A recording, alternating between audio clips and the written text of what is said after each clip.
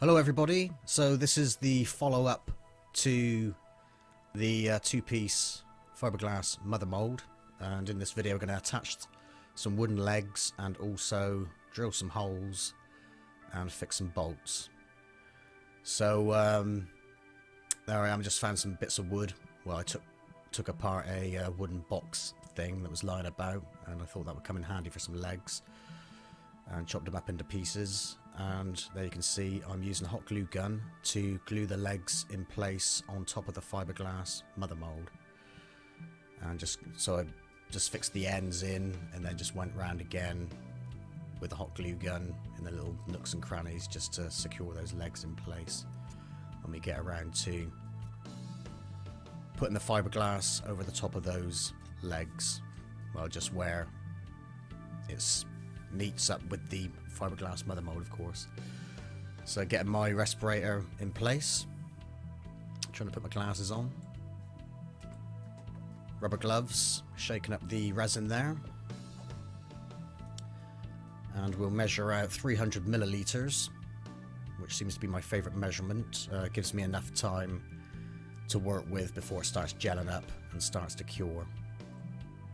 So like in the last video, I pretty much used 300 milliliters of resin in that video too. That's pretty much my standard mix. So I'm adding the Mech P now, and as always, well, I'm using 1%. I think you can go up to 2%, but I'm using 1%, which is 3 milliliters of Mech P. So we'll mix that up, and we'll get our fiberglass matting out shortly and put on top of the metal tray. And we'll pour the resin mix into the well of the metal paint tray. Sorry that my arm's in the way there. I think I get in the way a little bit in this video. It's quite hard to film in my little workroom because it's only quite small. But hopefully you can see what I'm doing and get the gist of what's going on. Also, I'd like to mention, I made a two-piece mold here, but if I was to make this mold on this particular project again, I would make a three-piece mold. Just down to, because it would be easier to take the mold away from the latex mold, or release the mold from the latex mold. I also should have put down 2 coats of wax also. I thought I'd get away with 1, but it's better to probably put down 2 coats and then you're covered there. Anyway, so what I'm doing there is just putting a brushed layer of the fiberglass mix over the wooden legs just to get that soaked in. So another thank you to Grist there, because I did struggle with my wooden legs before, and it's best to put down a layer of fiberglass resin just to soak into those legs. So there I am now getting the fiberglass matting out, which most of you would be familiar with now if you've watched the other videos on fiberglass. And so this video is just about attaching the legs and fixing the bolts. So I'm dabbing in the strands. Also, I'd like to mention, there's something else I was going to mention, but I've completely forgot about it. It will come back in a minute.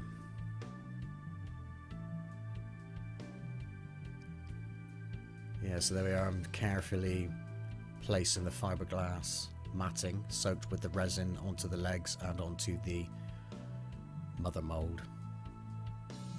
So I'm going to be careful not to trap any air bubbles, try and get it nice and tight to the leg. I do lay the pieces of matting on the legs in a specific way. I try and cover 2 sides instead of, say, covering 3 sides, and then you might end up with bubbles all over the place, if that makes any sense. So I'm just taking my time fixing the fiberglass to the fiberglass mother mold. Oh, that's what I was going to say about the wax. Yeah, put down 2 coats because I did get a lot of sticking problems when I came around to releasing the mother mold from the latex mold underneath. And also, like I said before, I would do a 3-piece mold if I was to do this mold again. I'll probably, even if the mold may get away with a 2-piece. I think in the future I'm going to make 3-piece, at least 3-piece molds. So no less than 3 pieces. I'll be doing some videos on some multi-piece molds soon. I got a fossil mold that I need to finish off, which will have maybe even up to 6 pieces. Which is also part of a series. I molded up a fossil a while back with a latex mold, and that video's on the channel. So there we are, I've done the legs. Went round the edges and I put 1 layer on each leg, and then I went round again just to let the first layer sort of settle in, and then I went round again and put some more layers on. So there we are, clean it up, brushing the just cleaned up the metal paint tray, put the brush, a little bit of acetone in the jam jar, covered up with a plastic bag just to stop it evaporating. Just having a clean my hands up.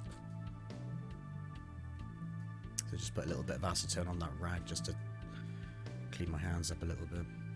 So there we are, there's the legs attached, so we'll wait for that to cure and then we can fix in the bolts to keep that mother mold secure when we get round to casting.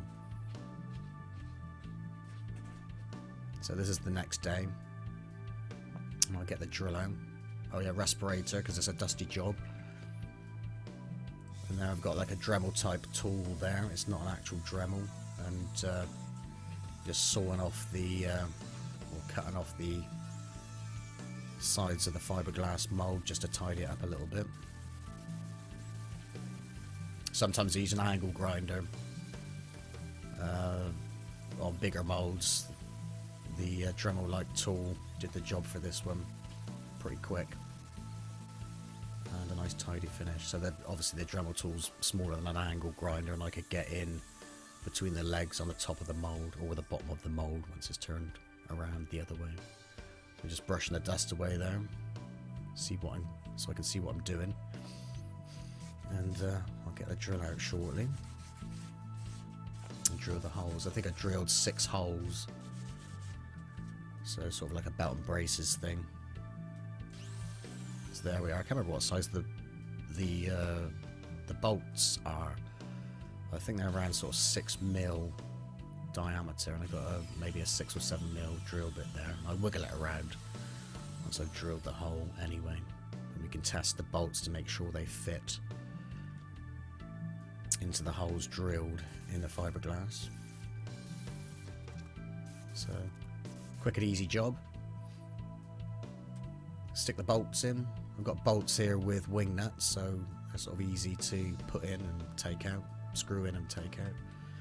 Now I'm cutting the legs off. I'm using a spirit level, and I'm using the base of the mother mold, or the top of the mother mold that you can see there, to get a reference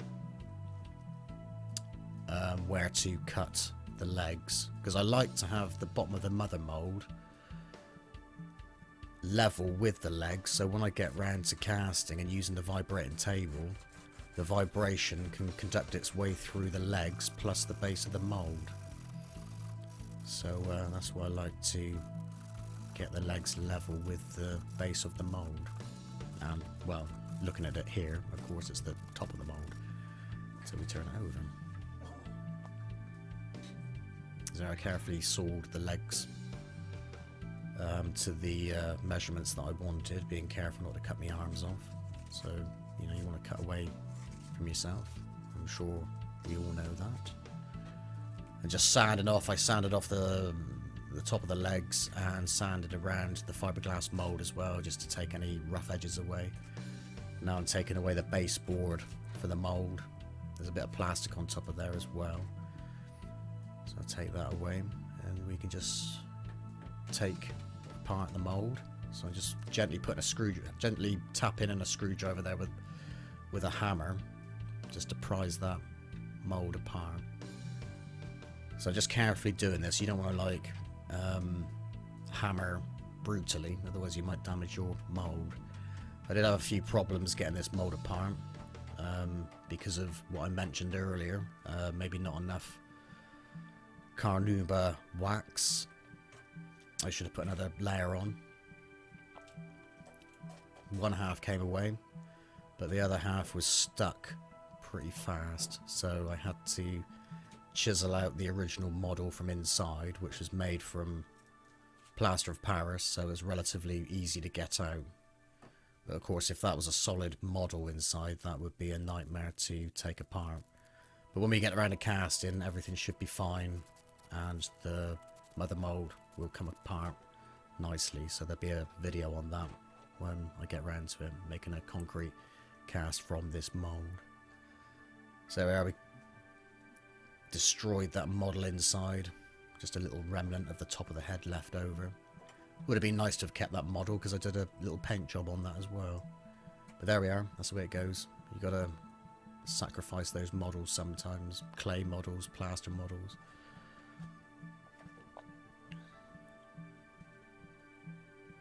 So I'll just messing around with the mold there, getting the bits of plaster out from inside.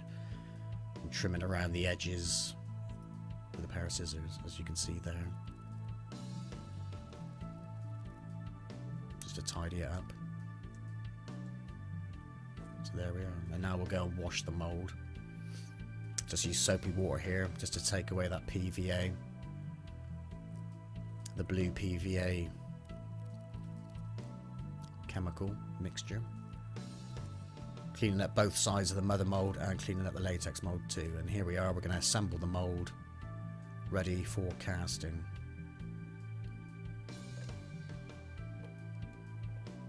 So there's a latex mold. Insert that into the two-piece fiberglass mold. So it fits nicely. Turn it over, and I can put the bolts in. So screw those bolts in place. And job nearly done and ready for concrete casting.